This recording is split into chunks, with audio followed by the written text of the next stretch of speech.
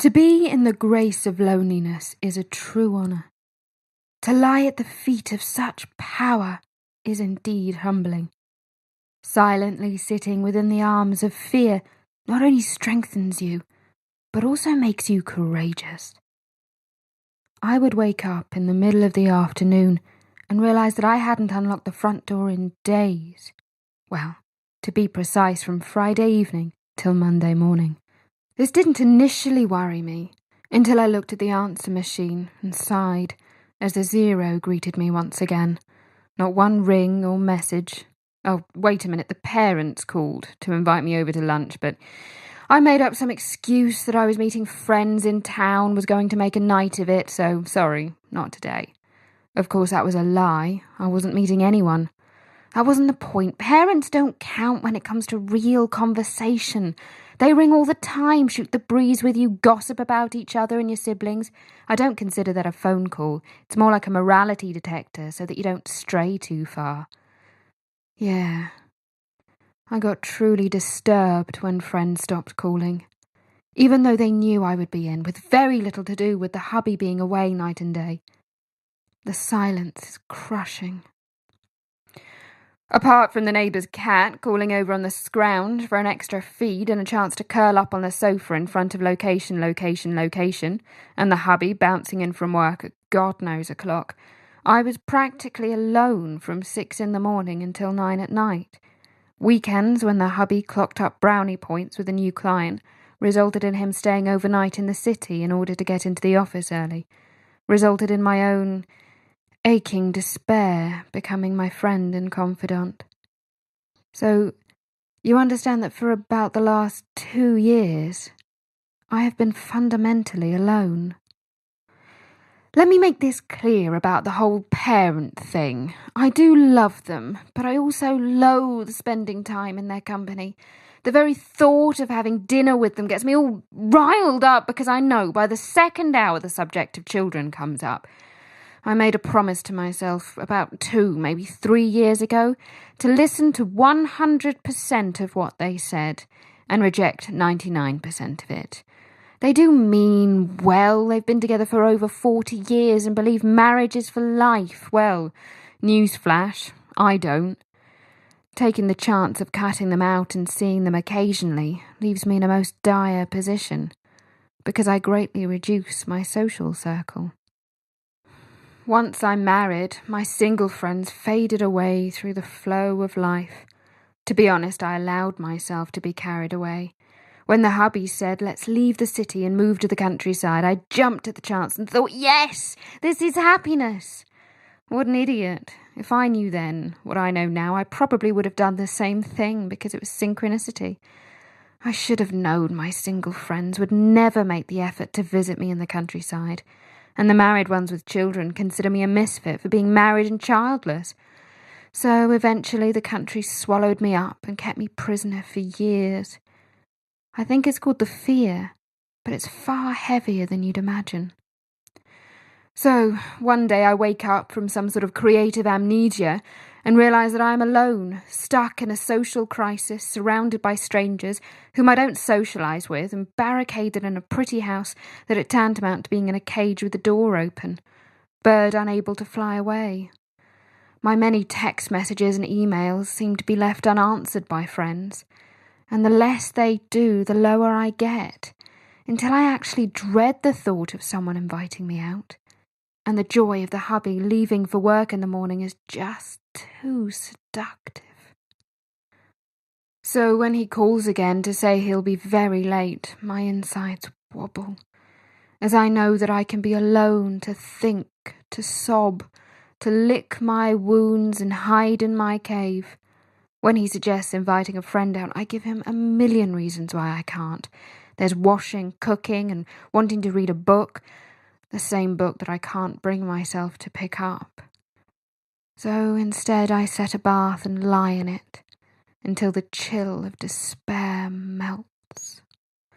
I get dressed, douse myself in scent, make a cup of tea, eat something light and go back to bed. Not to sleep, but to lie in silence. And all this achieved by 2 o'clock in the afternoon. I managed to get myself up in time when the hubby calls to tell me he'll be home by 7 this evening and throw together a meal with not much soul in it. I can't tell you how many months this daily routine has been going strong, but I'm a master at it.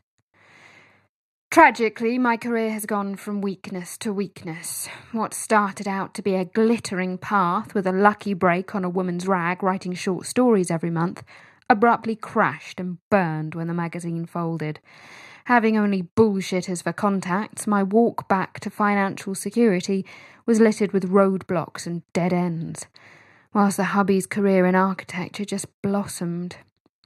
My attempt at gracefully admitting defeat by taking some time out to reset my compass spiraled into a mass of failures. The once unbreakable me surrendered and gave up trying to make a dent. Bitterly watching a few of my peers move from success to recognition encouraged me to make excuses as to why life wasn't working out for me.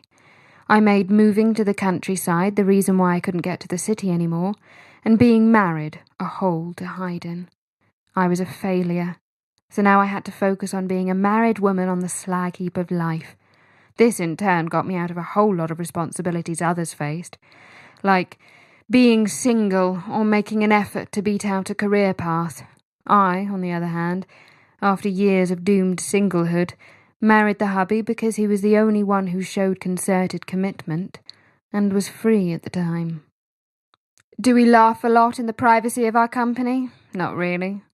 But we do have a penchant for Japanese animation, and so many hot and cold nights sat in watching wide-eyed, round faces battle an apocalyptic demise conjured up by some wicked punk-haired villain filled in the gap usually left for fevered conversation, sex, and general intimacy.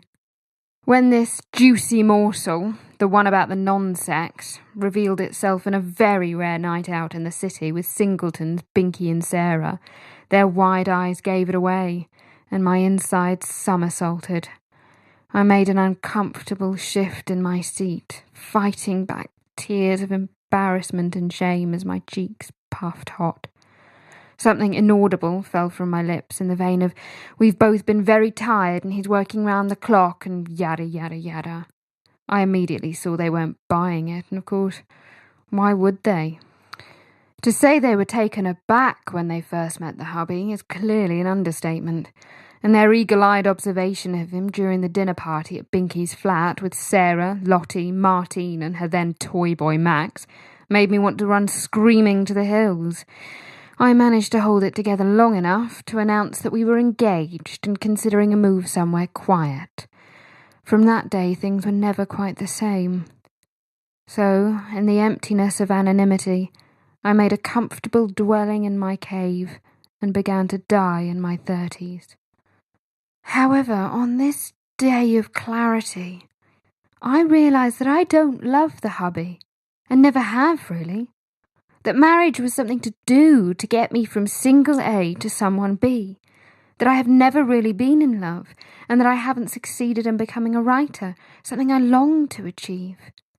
I've lost myself in the illusion of marriage, domesticity, and that I need to reclaim myself again, rescue me, rekindle my soul by writing again, enjoy true friendships that can sometimes be based on getting drunk and laughing your head off whilst flirting with boys at the rugby.